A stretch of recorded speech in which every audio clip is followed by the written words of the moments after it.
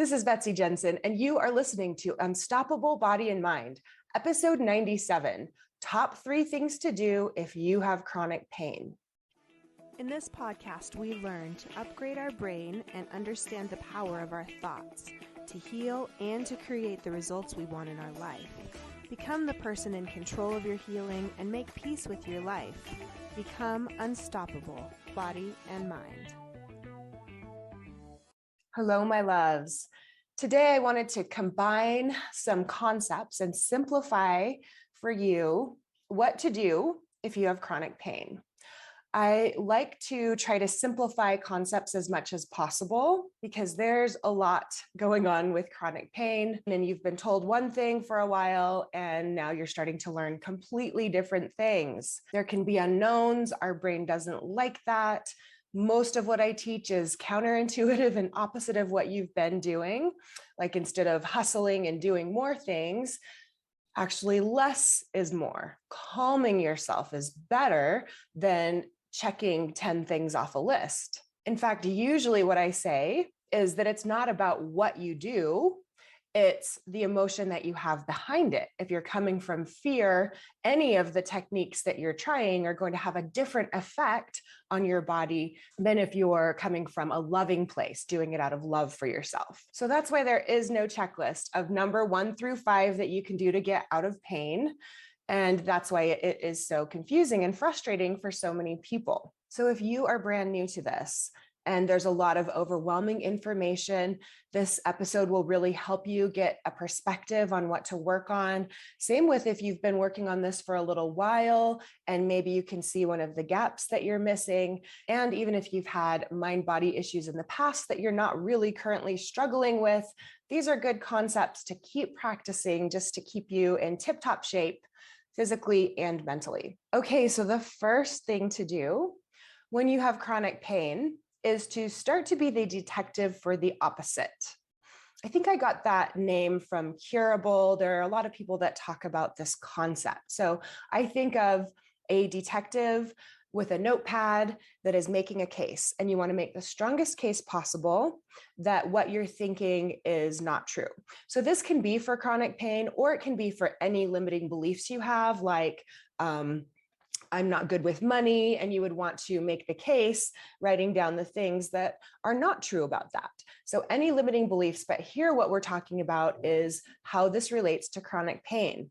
Now, your brain is used to looking for and finding pain. And maybe if you've had chronic pain a while, even when you're not in pain, your brain is still kind of anticipating it, thinking about it, wondering when it will come. So there's a lot of activity in neural pathways centered around pain or avoiding pain that are going on continuously in your brain. And usually the longer that it goes on with chronic pain, the more of these neural pathways you have. And they've seen with people's MRIs, functional MRIs of their brain, that people with chronic pain, their brain gets very reactive to any kind of dangerous, perceived dangers or stimuli, like a noise that's annoying or a hot feeling sensation placed on the skin. Their brain is so active in looking for any kind of these stimuli in the world and kind of amplifying the effect of them in the brain. So with detective for the opposite, say, usually I get pain after sitting for 30 minutes. I would start to notice any times that I feel better than that. And a hint is usually it happens when you're very distracted, when you're doing something fun, when you're not thinking about it. So this is the kind of stuff that in Alan Gordon's book, The Way Out, he talks about having constant back pain for 2 years. And then he was in a very intense basketball game that he was watching, and it was in double overtime. He was really excited about it. And he noticed for the first time in 2 years that he didn't have pain. And that even lasted for a little while, that he didn't have any pain, and then it came back. So that is a detective for the opposite moment. What you can think of is if there was a structural issue, that does not explain why in that moment he didn't have pain. So you can listen to the episode I have on the FIT criteria by Dr. Howard Schubiner to really get familiar with the ways that neuroplastic pain behaves to look for those. Or you could just start looking for things, like I said, that are different than what you already believe. So if you believe that every morning you wake up and your pain's about a 5, you might notice that there was that one morning that you woke up and it was a 3. And you don't have to go back to the past. Just from now on, keep noticing what feels better. And the reason I'm saying to notice what feels better is that I used to tell people to look for patterns that were different either way. Like, say they hadn't done very much, but then they have a lot of pain. And then they're still focusing on the pain that they have. So I really think it's important for this exercise to only focus on when you feel better than expected, more relief than expected, less tired, more focused, less digestional issues, things like that. The digestional issues made me think of how I do this with my daughter.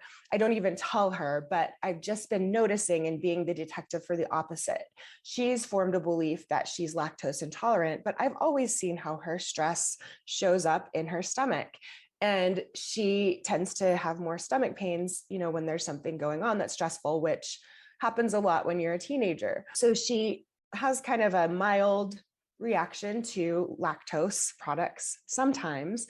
And I've just been paying attention to the times that, we're on vacation and she gets ice cream and she feels fine, or the times that we're just out shopping together and she gets ice cream and feels fine. And I'm not even telling her this, but I'm just making this case of like, sometimes it happens, sometimes it doesn't. But it's probably more related to the stressful situation than it is to the food itself or the movement or the activity, things like that. Okay. Oh, and I would also suggest getting a notebook and actually writing down those things. It's crazy, but part of our brain, the reticular activating system, is programmed to only see the things, only perceive the things that fit our beliefs. So you really have to start steering your brain in another direction. It'll be very easy to overlook these things, and your brain will very easily forget them. I've had clients, even within a session, tell me something at the beginning of the session about having less pain, and later they go back to their old story. Oh, I always have pain when I do that. And when I call them out, it's like they're a little disoriented. Oh, yeah, okay. So, it's crazy, but the brain will totally neglect information that doesn't fit its pattern. So do not underestimate the power of this tool. This is one of the very most powerful tools that I can suggest to anyone that has any kind of symptoms. They're wondering if there's a mind-body component. You just start getting curious. You just start noticing what doesn't fit the pattern, especially when you're feeling really good. And when your brain gets into the habit of looking for what feels good, it's very different than how your brain has been working, looking for what doesn't feel good. We know the brain and neuroplasticity works by what you focus on, you create more of. So if you want to build the neural pathways of feeling better, start looking for times that you do feel better. Naturally, what's going on? You don't have to force it. You just observe with this curious mind. I think of it as opening the door just a crack. And I have been positively amazed with what happens with myself and my clients when you have a little more curiosity about what's going on. Okay, the second main thing to do if you have chronic pain is to understand your nervous system and start learning to regulate your nervous system. The nervous system determines whether you're in survival states or you're in the parasympathetic calm state where your body can rest and repair. Most of us live in survival states. That's how we're programmed to live because of the beliefs of our society and how we're taught. And most of us put a lot of pressure on ourselves. So even if externally there's not a tiger chasing us, we can still produce the same cortisol and adrenaline in our body as if there is, just by being very harsh on ourselves and being our own worst critics. When you are in survival states, your body changes physiologically. It prepares for the threat. Our nervous system can get activated with fight or flight, preparing to run or fight.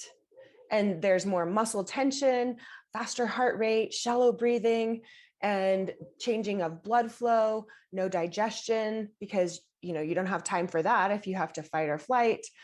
The system can also go into overwhelm and shut down, like in freeze or fawn. If you have a lot of fatigue, brain fog, helplessness, feeling shame, being a people pleaser, any of those kinds of things are survival states that changes the physiology of how your body works.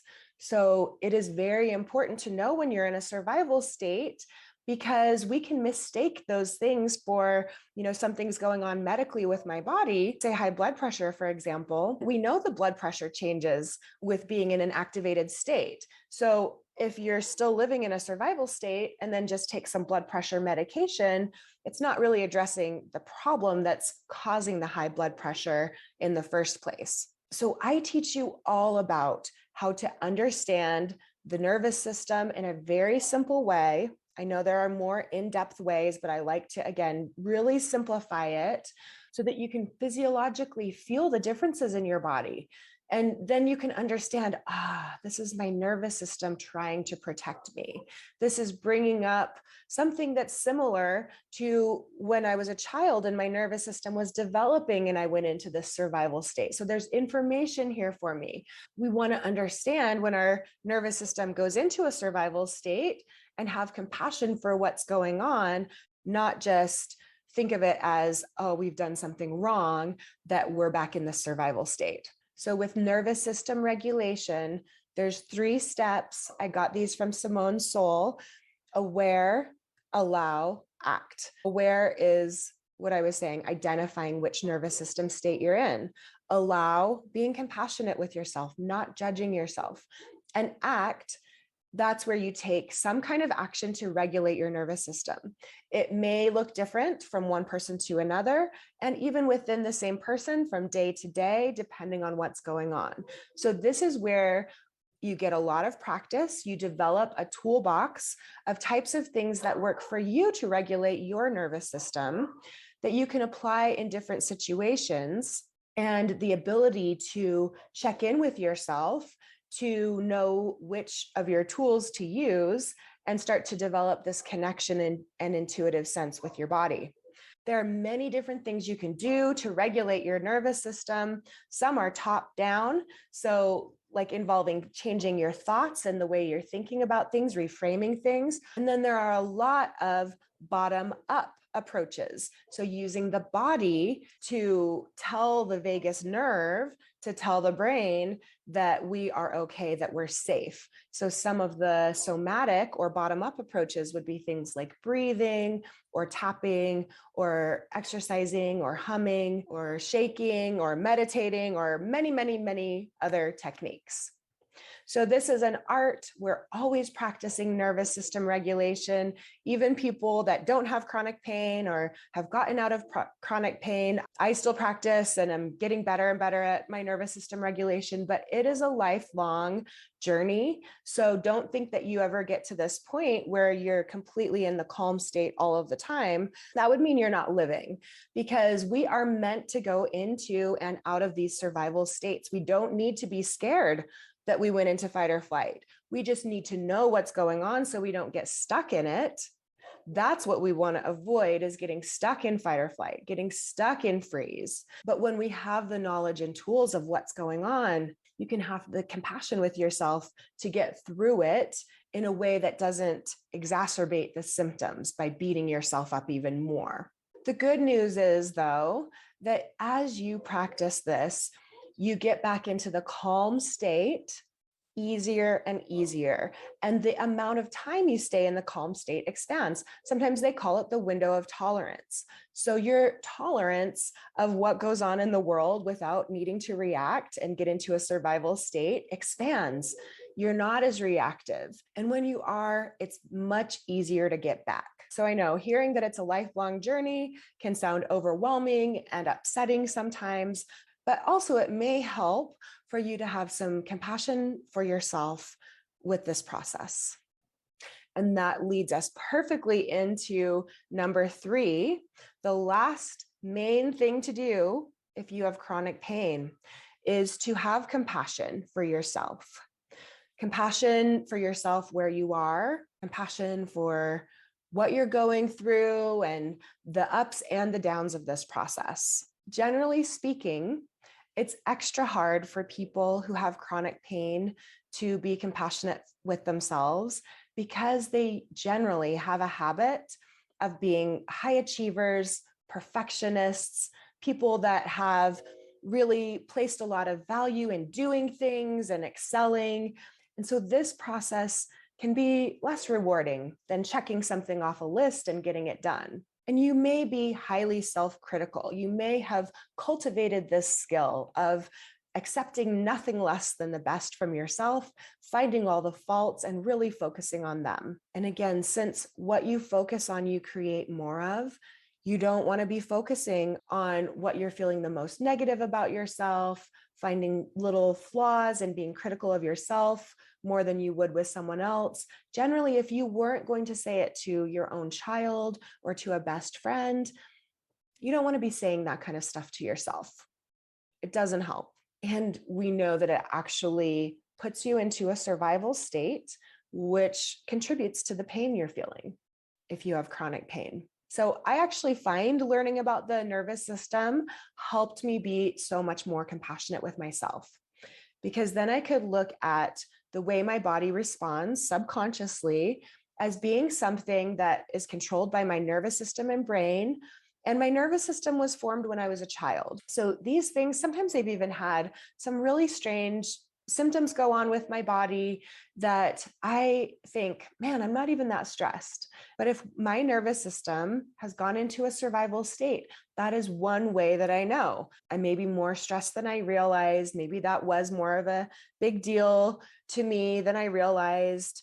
Maybe it reminds me of something that I dealt with as a teenager. And so maybe now's the time to really look into that and journal about it. But it's not like my brain is my enemy. It's not fighting against me.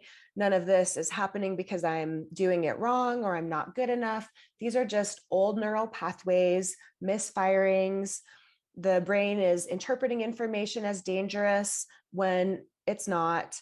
And we are just on this process of rewiring our brain, retraining our nervous system not to be so reactive. And really, this process, if you want to speed it up, it's by slowing down. It's by having more compassion. It's by taking more breaks. Regulating your nervous system can a lot of times look like resting or not doing something. So getting out of chronic pain really ends up teaching you a lot of skills that people learn in life coaching about being kinder to themselves, about not being people pleasers, or how to have better boundaries. So healing with love is going to be better than healing from fear. Honoring yourself, getting in touch with what your intuition and your body is telling you is going to go better than looking outside of yourself for advice, relying on other experts, because you've probably already found you can ask 10 different people what to do and they can tell you 10 different things.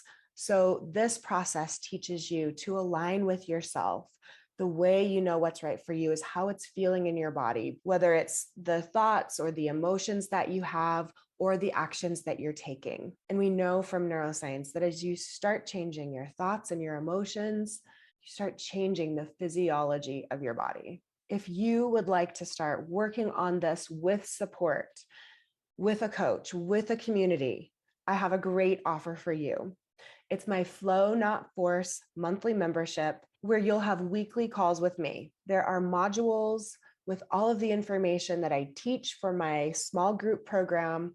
You have access to all of that, the resources, the workbooks, and there'll be community support, written coaching, and a private podcast you can listen to the call replays on at your convenience. If this is calling to you, check the link in the show notes. I would love to see you there.